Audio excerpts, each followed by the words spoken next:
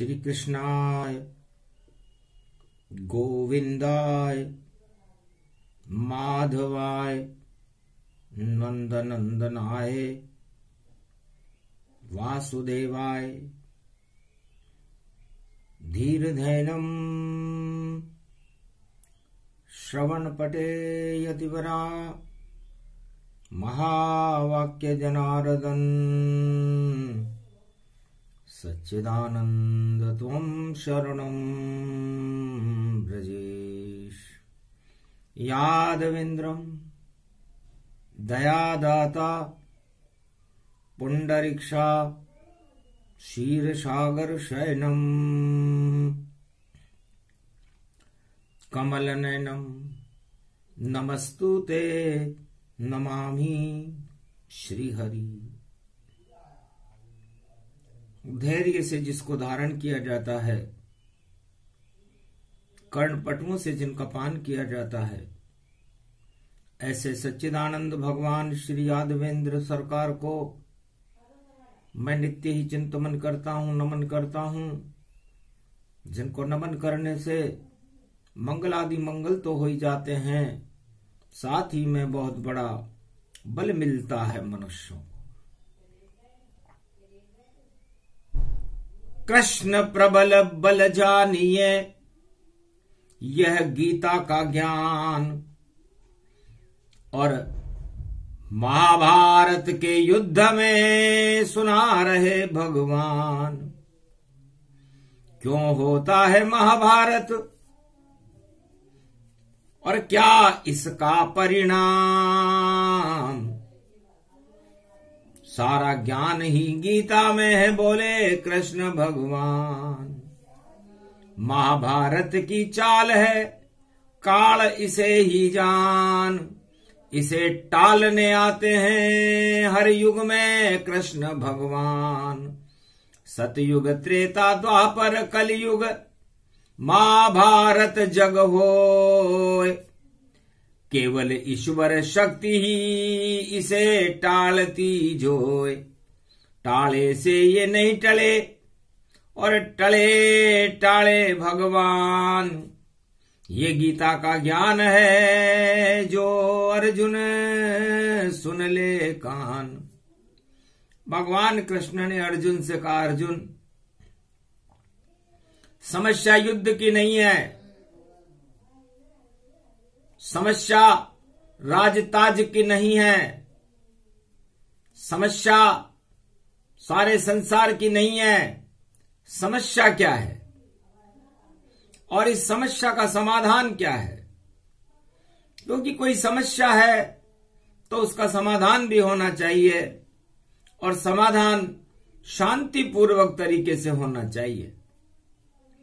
तो शांति मनुष्य को ज्ञान से मिलती है और अशांति मनुष्य को भोग से मिलती है। ये देवासुर संग्राम, ये महाभारत, हर मनुष्य अपनी आत्मा में अपने आप पैदा कर लेता है, और उन आत्माओं का एक समूह एक तरफ हो जाता है और दूसरा समूह दूसरी तरफ हो जाता है, और दोनों किसी वस्तु के लिए झगड़ने लग जाते हैं। उसे महाभारत कहते हैं। बालहट, राजहट और नारीहट, ये तीनों जिस युग में भी जब जब मिले, हे अर्जुन, महाभारत का कारण बन गया। तो तीन प्रबल हट जानिए और ये गीता का ज्ञान, तीनों मिल जाए एक जगह तो हो जाता घमशान। सियावर रामचंद्र शंकर हरिओम। तो सबसे पहले सतयुग में और चले भवानी, देखें अब कैसे हो गया वहां महाभारत, इसको समझे सब नारी नर। तो हिरण्याकश्यप काल था और भक्त वहां प्रहलाद, और बालक हट उसे जानिए, और राज हटऊं गति जान, और नारी हट। तो बाल हट वहां पर प्रहलाद का था, राजहट वहां पर हिरण्याकश्यप का था, और नारी हट वहां पर रानी कयादू का था। करी घोषणा हिरण्याकश ने, जो कोई लेगा हरि का नाम, नारायण का नाम जपे तो हम उसका कर दे काम तमाम। अध्यादेश जारी किया कि हम दानव हैं और नारायण हमारे शत्रु हैं, इसलिए हमारे शासन काल में सतयुग में कोई नारायण का नाम नहीं जपे। इधर नारीहट से एक बालक पैदा हो गया, उसका नाम था प्रहलाद, और उसने हट लगा लिया।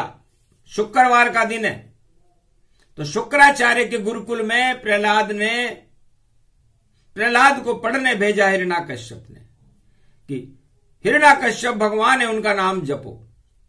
तो शुक्राचार्य जपाने लगे अपने पिता का नाम।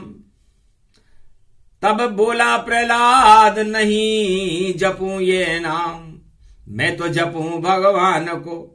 वह देखो त्रिलोकीनाथ, राम नाम उनका जपूं, वही मैं मेरे साथ। बालक ने हट लगा लिया कि मैं मेरे पिता का नाम नहीं जपूंगा। अब राज दरबार में विद्रोह हो गया।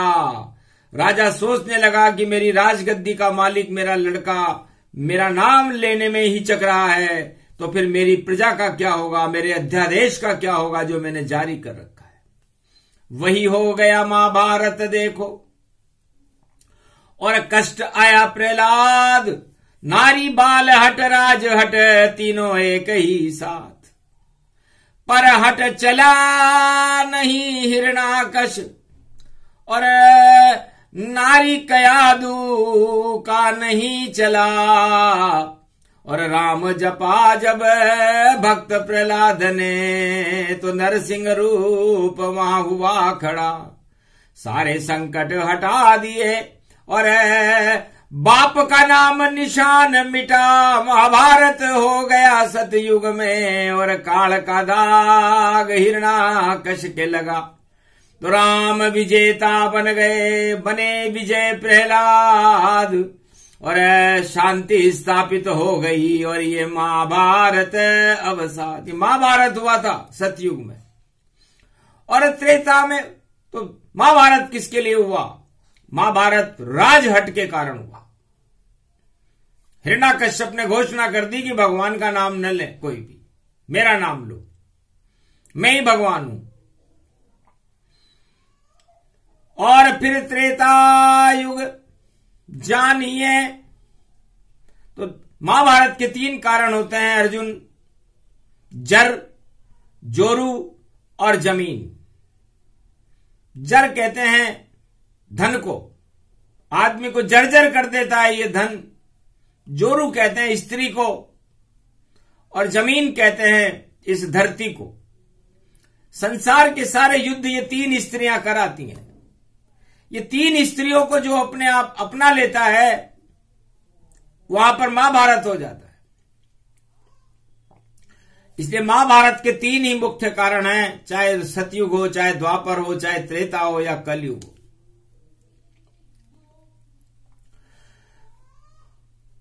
तो जब भी ऐसा योग हो या हट लग जाए 3, नारी बाल और राजहट, ये महाभारत करे क्षीण। ये महाभारत के 3 कारण होते हैं, राजहट, बालहट और नारीहट। इसलिए हर देश के राजा को, हर मनुष्य को और हर स्त्री को इन हटों से बचना चाहिए, वरना महाभारत हो जाता है। तो जब फिर त्रेता युग अर्जुन आया, और कथा कहे कृष्ण यदुराया। रावण की सरकार थी प्रबल भक्त गति जान, और विशर्वा ऋषि का पुत्र था रावण ज्ञानी मान। विश अर्वा तो जैसे पिता के गुण वैसे पुत्र में गुण, तो विश्व को फैलाने का काम रावण ने किया। आतंकवाद हिंसा का विष सारे जग में फैलाऊंगा और सारे जग को अपने नियंत्रण में लेकर मैं अपना साम्राज्य चलाऊंगा। इतना हिंसक आतंकवादी और ज्ञानी रावण जानो तुम, और शिव का परम भक्त रावण और शक्तिशाली मानो तुम। पर जब हुई कुबुद्धि रावण की और एक नारी का अपहरण किया और सारे राज हट धरे रहे और नारी हट भी धरा रहा, और जब नारी जोरू तो पराई स्त्री को लूटने के लिए रावण ने तैयारी कर ली, वरना उसका साम्राज्य कोई हटा नहीं सकता था। विनाश काले विपरीत बुद्धि। तो हे रावण, हे अर्जुन, इस समय विनाश काल तुम्हारे भाइयों का है, कौरव वंश का है, और कौरव वंश कुरीति को कहते हैं, और उस कुरीति को हटाने के लिए भगवान श्याम सुंदर कुरुक्षेत्र मैदान में खड़े हुए हैं और तुझे ज्ञान दे करके समझा रहे हैं कि छोड़ो भाई बंधुओं को और जपो कृष्ण का नाम, ज्ञान तुम्हें हो जाएगा अर्जुन, और युद्ध विजय गति जान, युद्ध में विजेता बन जाओगे। तो जब रावण की बुद्धि खराब हुई तो रावण ने पराई स्त्री का अपहरण कर लिया और अपने साम्राज्यवाद का डंका बजाने लगा, लेकिन रावण की लंका उस जोरू के अपहरण के कारण नष्ट हो गई।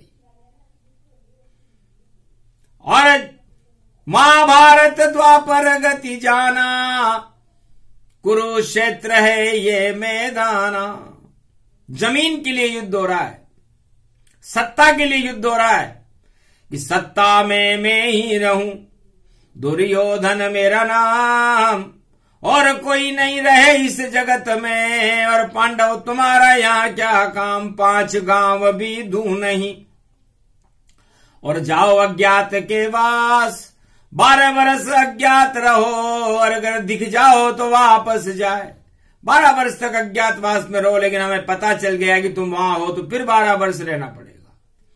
उल्टी चाल अजब गति जाना, और श्री कृष्ण बोले भगवाना, पर उल्टी चाल उल्टी जब होवे तो श्री कृष्ण साथ वहां होवे। भगवान श्री कृष्ण ने कहा, अर्जुन, जर जोरू जमीन और राजहट, बालहट और नारीहट ये महाभारत के कारण होते हैं, और यहां पर राजहट दुर्योधन का और प्रबल राजमद भारी है, और युद्ध में सेना खड़ी हुई और हार जीत तैयारी है। तो ऐसा राजहट लगा हुआ, श्री कृष्ण यहां पर खड़ा हुआ, और बाल हटाऊं गति अर्जुन तेरा, और नारी हट द्रौपदी लगा हुआ। तो किसी चीर साड़ी जब द्रौपदी की तो नारी ने संकल्प किया और श्राप दिया, कुरु वंश को देखो, तेरा कुरु साम्राज्य ही सारा नष्ट हुआ। तो नारी का हट लगा वहां पर। यदि द्रौपदी की साड़ी नहीं खिंचती तो महाभारत नहीं होता। तो कारण बना दिया भगवान कृष्ण ने। और बालहट, बालक बुद्धि से पांडव सट्टा लगा रहे थे, अपनी पत्नियों को ही दांव पर लगा रहे थे। ये राजनीति में ऐसा नहीं होना चाहिए। बालक बुद्धि बरहु गति जाना, और हार गए द्रौपदी माना। द्रौपदी लग गई दाव पर, हारे पांडव जान, और झूठ मूठ में हरा दिया था नकली पासे आन। नकली पासे डाल दिए शकुनी ने, और पांडव हार गए और अज्ञातवास में जाना पड़ा। तो राजहट, नारीहट और बालहट जब मिला द्वापर में तीनों, तो महाभारत वहां पर खड़ा हुआ। और 18 दिन का महाभारत, श्री कृष्ण का रथ वहां खड़ा हुआ। और कलयुग में भी महाभारत है, उसके कारण 3 जर या तो जर के लिए होएगा या जोरू और जमीन। तो जर जोरू जमीन के लिए कलयुग में भी 21वीं शताब्दी से पहले महाभारत निश्चित है। कोई रोक नहीं सकेगा प्राणी, जर जोरू और जमीन मिले। तो सारे जगत के प्राणी देखो और देखो चले चले, जर जोरू और जमीन ऐसा संसार में कोई नहीं है इस समय 7.25 अरब है कलयुग में जो जर जोरू और जमीन की लालसा न रखते हो। अब चाहे वो प्रत्यक्ष में हो, छुपी हुई हो या कैसे भी हो, लेकिन हर आत्मा इस समय जर जोरू जमीन के लिए सोच रही है। और हर राजा राजहट में है कि ये तीनों वस्तुएं मैं लूंगा। और जितनी भी नारियां हैं संसार की, वो ये सोच रही हैं कि जिसके पास ये तीनों वस्तुएं हैं उनका वर्ण मैं करूंगी। और जितने भी शादी के लिए तैयारियां कर रहे हैं या जो अपना संसार बसाना चाहते हैं, जो वो सब बालक है, वो ये सोच रहे हैं कि हमें सत्ता भी मिले और हमें सुंदर स्त्री भी मिल जाए। ये बालहट है। तो राज हट, बाल हट और नारी हट मिले तो इस कारण महाभारत भैया कलयुग में भी होए। तो कलयुग में कोई कौरव नहीं, नहीं कोई पांडव जान, नहीं कोई यहाँ कृष्ण है जो दे दे गीता ज्ञान। सियावर रामचंद्र शंकर हरि ओम। फिर भी महाभारत यहाँ जानो और तीनों रूप यहाँ ही मानो। और जर जोरू जमीन है भारी, महाभारत की है तैयारी। कैसे बचे और कौन बचावे, सारी दुनिया नहीं समझ ये पावे। लेकिन महाभारत हो भारी, उसकी कलयुग में तैयारी। इस कारण गीता ये उतारी, श्री कृष्ण ने बोली वाणी। अर्जुन सुनो सुनो सब प्राणी, भारत वालों और जगत के सुनो प्राणी सब ज्ञान। ये गीता का ज्ञान है, बोले कृष्ण भगवान। तो भगवान कृष्ण कहते हैं कि शुक्रवार का दिन है और शुक्राचार्य दानवों के गुरु हैं। और शुक्र भूदेवी को कहते हैं, मतलब लक्ष्मी को कहते हैं। और भूदेवी जमीन है। और शुक्र स्त्री का भी रूप है, धन का भी रूप है। तो 3 स्त्रियां मिल गई और शुक्राचार्य का ज्ञान। दानव लूटो तुम सब, ये तीनों शक्ति महान। तो शुक्राचार्य ने अपने शिष्यों को, दानव शक्तियों को ज्ञान दिया कि जिसके पास शुक्र है, जिसके पास सुंदर स्त्री है, जिसके पास सुंदर राजताज है और जिसके पास सुंदर धन है, वही चक्रवर्ती सम्राट है। तो ये देवताओं के पास है, क्योंकि देवता इंद्रलोक में रहते हैं। उनके पास सबसे बड़ी सत्ता होती है, सबसे सुंदर स्त्रियां अप्सराएं वहां होती है और सबसे ज्यादा धन भी वहीं होता है। तो लूटो सब तुम देवों को, देवासुर तुम संग्राम करो। जब मिल जाए इंद्रासन तुमको, तो इंद्रासन पे आराम करो। ये वाणी बोली शुक्राचार्य ने, तो दानव सारे समझ गए और जा टकराए इंद्रलोक से। और राजा इंद्र भी भटक गए, देवासुर हुआ संग्राम यहाँ। तो राजा इंद्र भी घबराया और दानव से कैसे बचे, इस कारण शरण नारायण आया। इंद्र देवता भगवान विष्णु की शरण गए, महाराज इन 3 वस्तुओं के लिए हमारी इंद्रलोक पर हमला हो गया। शुक्राचार्य की नीति है कि संसार में जब भी महाभारत होगा ये 3 वस्तुएं खड़ी रहेंगी, जर जोरू और जमीन, नारीहट, बालहट और राजहट। ये महाभारत के कारण है जो कलयुग में भी प्रत्यक्ष में इस समय दिखाई दे रहे हैं। भगवान कृष्ण इस समय वाणी पढ़ रहे हैं। शुक्रवार का दिन है, 10वीं है। तो 10 दिशाओं में बोल बाला और देखो नारी धन सत्ता में उलझ गया और निकल गया दिवाड़ा। तो सारा संसार इस समय इन 3 वस्तुओं के लिए संघर्ष कर रहा है। इसे कलियुग कहते हैं। जर जोरू और जमीन के लिए हर आदमी लालायित है, चाहे वो गरीब हो या अमीर हो या धनवान हो या कोई राष्ट्राध्यक्ष हो, उसे ये 3 वस्तुएं चाहिए और भगवान की कोई चाहना ही नहीं। इस कारण सब नस जावेगा, क्योंकि ईश्वर कृपा जब तक नहीं होगी ये सब मिट्टी में मिल जावेगा। अर्जुन, ये गीता का ज्ञान है कि तुम्हें मिल भी गई ये चीजें, तुम्हें जर भी मिल गया, जोरू भी मिल गई और जमीन भी मिल गई, तब भी ईश्वर की कृपा तो मिली नहीं। और ईश्वर की कृपा जिसके साथ है तभी ये तीनों चीजें स्थिर रहती हैं, वरना ये नाशवान है। तो भोग नीति से जानिए ये नीति शुक्राचार्य और देव गुरु बृहस्पति बता रहे, इनका मत करो विचार। और देव गुरु बृहस्पति कहते हैं कि इन तीनों वस्तुओं के बारे में कम विचार करो, कि आपके पास जर मन धन है, धन का सदुपयोग होना चाहिए। जोरू है, नारी है, तो नारी शक्ति है, जहां उसकी पूजा करो। पूजा करने से वहां पर देवता प्रसन्न होते हैं। जहां नारी की पूजा होती है वहां पर देवता विराजमान रहते हैं। और जमीन, उस जमीन को पुरुषार्थ से हल चला करके खेती करो, लूटो नहीं।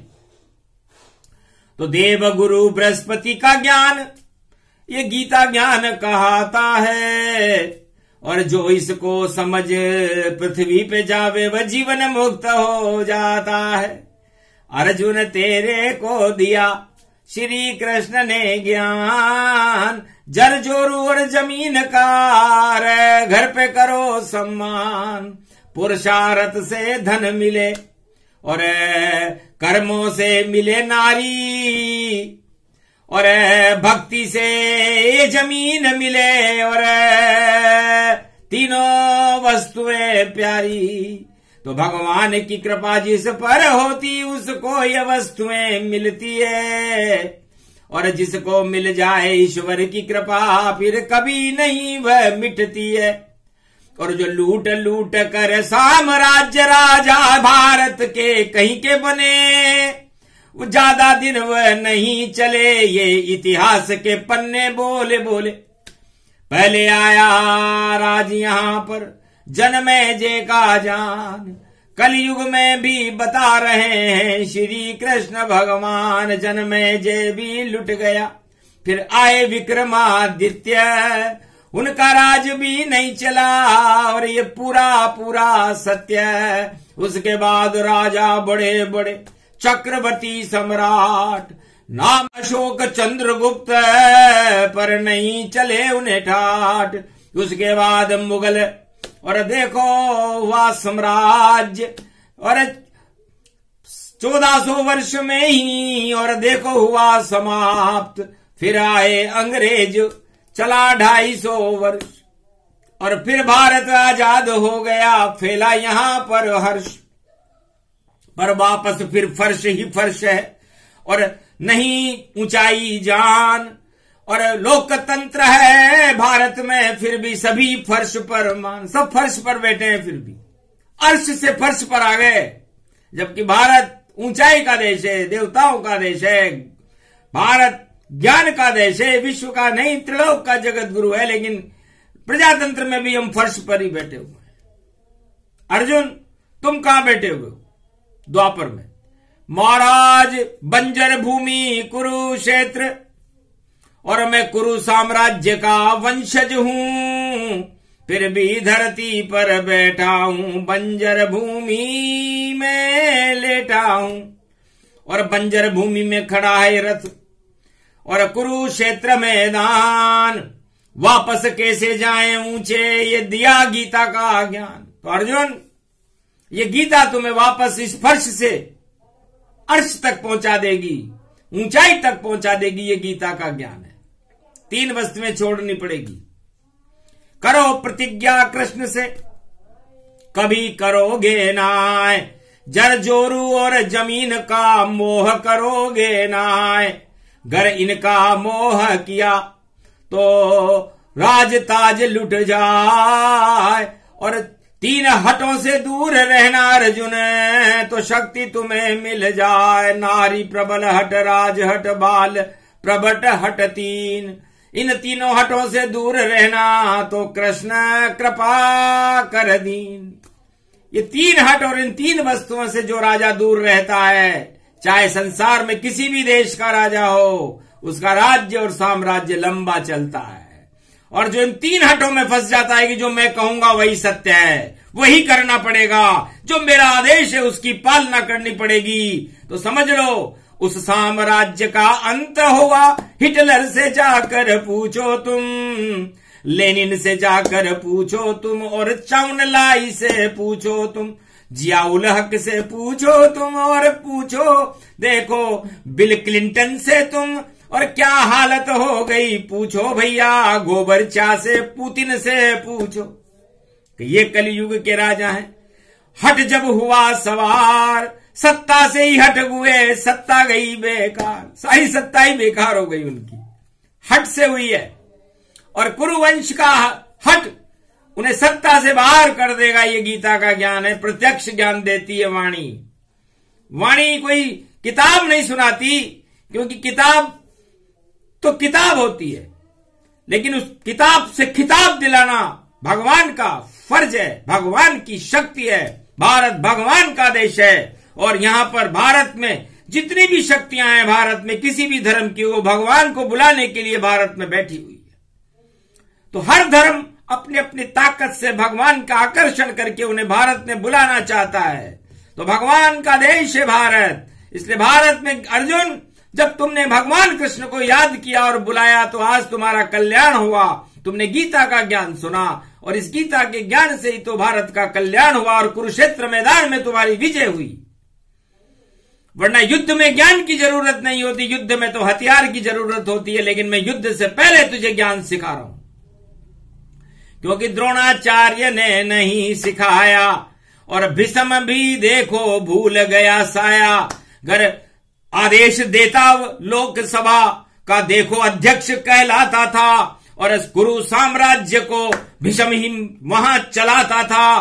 क्यों नहीं रोका दुर्योधन को, क्यों नहीं दिया आदेश? गर दुर्योधन के खिलाफ पारित होता आदेश, तो नहीं खिंचता द्रौपदी चीर। द्रौपदी का चीर कैसे खिंच सकता था? भीष्म पिता में बैठे हुए थे, उनकी आज्ञा सर्वोपरि थी, माननी पड़ती। लेकिन उस कुरुवंश के साम्राज्य के अंदर जो सबसे बड़ी शक्ति थी भीष्म पिता में, उन्होंने उसका विरोध नहीं किया। उनका मोह कुरु साम्राज्य के प्रति उन्होंने अपनी इच्छा सहमति, मूक सहमति दी। उस मूक सहमति का परिणाम है महाभारत। इसलिए जितने भी राष्ट्राध्यक्ष हैं, उनको सत्य की सहमति देनी चाहिए। अपने प्रलोभन, अपने दल और अपने देश के खिलाफ सहमति नहीं देनी चाहिए। ये गीता है, वरना उसको सारे संकटों में सामने गुजरना पड़ता है। भीष्म पितामह को कांटों की सैया पर सोना पड़ा था, मकर संक्रांति का इंतजार करना था, और सारे खून को बहाना पड़ा था। गंगा पुत्र है भीष्म पितामह, जो अखंड ब्रह्मचारी हैं, जिन्होंने नारी का मुंह भी नहीं देखा। तो हम कैसे कह सकते हैं कि भीष्म पितामह योग्य नहीं थे? सबसे ज्यादा योग्य कुरुष वंश में थे तो भीष्म पितामह थे, जिनकी प्रतिज्ञा से कृष्ण को भी रथ का पहिया उठाना पड़ा। ऐसी गीता जानिए, ऐसा है ये ज्ञान। पर सत्ता के मोह में फंस गए भीष्म पिता भगवान, बचा नहीं सके द्रौपदी और देखो बहू की लाज। इस कारण कांटों पे सोए भीष्म रूप महाराज। ये भीष्म पितामह वही हैं जिनको इच्छा मृत्यु का वरदान प्राप्त था कि जब भी आपकी इच्छा होगी तब मृत्यु आएगी। ऐसा महायोद्धा कुरुक्षेत्र के जंगे मैदान में कांटों की सैया पर सोया हुआ है। इसे कहते हैं अज्ञानता का चक्षु खोल देना और राजतंत्र की हां में हां मिलाना। बस जो भी मिला वे हां में हां राजतंत्र की, वो ऐसा ही दुख पाता है। चाटुकार सब भाग जाते हैं और कोई नजर न आता है, सत्ता भी लुट जाती उनकी, ये कृष्ण गीता में गाता है। अर्जुन सुन ले ज्ञान यहां पर युद्ध सामने पाता है। अर्जुन ये ज्ञान सुन ले पहले, युद्ध तो बाद में करेंगे। युद्ध में ज्ञान नहीं, युद्ध में तो हथियार चलता है। और हथियार किस पर चलता है? जो सामने हो, सामने कोई भी हो, सब दुश्मन माने जाएंगे। चाहे क्यों नहीं मेरा भाई या मेरा पुत्र भी सामने हो, या कोई गुरु हो या द्रोणाचार्य या भीष्म तुम्हारे सामने हो, तो तीर चलाओ तुम भारी, उनसे तुमको नहीं डरना है। या तो उनको मरना है या तुमको युद्ध में मरना है। तो युद्ध की नीति बता रहे हैं श्री कृष्ण भगवान। ये गीता का ज्ञान है जिसे सुना रहे हैं भगवान। ये गीता का ज्ञान है। शुक्रवार का दिन है, इसलिए सारा संसार शुक्र के ऊपर आसक्त है। और गीता ये कहती है कि इस आसक्ति को छोड़ दो। तो चलो उठावे हाथ, पूछ ले सारे कुरुक्षेत्र मैदान। पूछ लेते हैं कितने लोग हैं इस महाभारत के युद्ध में पांडव और कौरवों के बीच में जो शुक्र पर लालायित नहीं है, धन की इच्छा नहीं करते, सत्ता की इच्छा नहीं करते, सुंदर स्त्री की इच्छा नहीं करते। तो पांडव और कौरवों में से एक भी हाथ नहीं उठा। भगवान कृष्ण ने कहा अर्जुन देख लिया, यही फैसला हो गया और सबकी चाहत चाह, इस कारण महाभारत है, बोले कृष्ण मुस्काए। इस कारण ये महाभारत है। और गीता का ज्ञान तुझे क्यों सिखा रहा हूं? क्योंकि संसार की सभी वस्तुओं का मोह छोड़ देना, उनको त्याग कर देना, उसके बाद शांति आ जाएगी और अपने आप वो आदमी, वो ऐसा करने वाला विजेता बन जाएगा। तो मोह त्याग दो तुम सत्ता का, धन का मोह सब त्यागो, और छोड़ो इस जमीन का मोह और कृष्ण की ओर तुम भागो। जो भी भागे कृष्ण की ओर, शरण कृष्ण की हो, वही बच पाएगा इस युद्ध में। बाकी मरणासन्न सब हो, वो तो सब बच जाएंगे।